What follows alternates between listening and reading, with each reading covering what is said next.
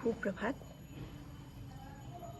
মই এই পকী চোতালখনৰ ওপৰতে অকণমান মাটি থোপাই কেনেকৈ মোৰ শাক পাচলি কৰিছোঁ চাবচোন। লগতে এজোপা এল'ভেৰাও ৰুই থৈছোঁ, ধুনীয়া হৈছে।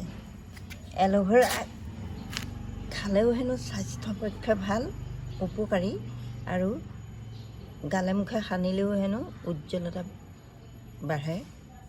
সেয়ে মই ৰোপণ কৰি থৈছোঁ। লগতে এজোপা এয়া পনৌনোৱা খালেও হেনো আমাৰ স্বাস্থ্যৰ পক্ষে ভাল। সেয়ে মই ৰাতিপুৱা খালী পেটত খাবলৈ দুই এটা পাত ছিঙি নি খাই থাকিলে ভাল বুলি কোৱাৰ কাৰণে মই ৰোপণ কৰি থৈছোঁ। লগতে এইয়া দেখিছেনে, এজোপা জাতিলাও পুলিও উঠাই দিছোঁ একেখন মাটিতেই, পকাখনৰ ওপৰতে মাটিকণ থোপাই লৈ পেলাই তাতে দিছোঁ। আৰু যাতেনে এইয়া চাওক, এজোপা তিতা কেৰেলাও গজিলে নহয়।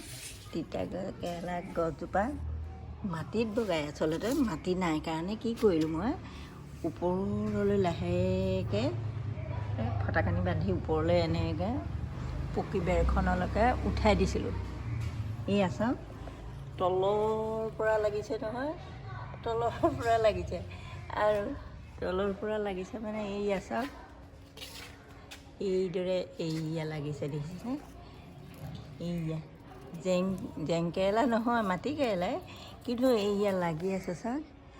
তাৰে দুটামান মই ছিঙি নিবলৈ আহিছোঁ, পিছে ছিঙিবলৈ মনেই নাযায় জানেনে, বৰ ধুনীয়াকৈ লাগি আছে। কিন্তু এই তিতা কেৰেলা দাম কিমান জানেনে? বজাৰলৈ গৈ সুধিছিলোঁ কিমান দাম, এয়া বোলে পোৱা 30 টকা। পোৱা 30 টকা মানে কেজি 120 টকা। হাই, কিন্তু সেইবিলাকত ৰাসায়নিক সাৰ দিয়াও থাকে। গতিকে ইয়াত আমি পচন সাৰতে উৎপাদন কৰিছোঁ পকী চোতালখনৰ ওপৰত, স্বাস্থ্যৰ কাৰণে ভাল। ইয়াৰ লগতে মই এজোপা জাতিলাও পুলিও দি দিছোঁ। এইয়া চাওক, ওপৰৰ পৰা মই ফটাকানি ৰছী ওলোমাই দিছোঁ। এইয়া যাবগৈ আৰু পিছত মই দেখাম, যেতিয়া লমালমে লাগিব আপোনালোকক মই আকৌ দেখাম মই এইটো। কিন্তু এতিয়া মই তিতা কেৰেলাকেইটা ছিঙিবলৈ আহি মই ছিঙিব পৰা নাই, ছিঙিবলৈ মনেই যোৱা নাই। তথাপি নিছিঙিলে ভাজিখননো কৰিম কিহৰ, আলুৰ সৈতে খাই বৰ ভাল লাগে, সঁচাকৈ ভাল লাগে। আগতে মইনাজনীয়ে নাখায়, কিন্তু আজিকালি খাই ভাল পায়, বৰ ভাল লাগে।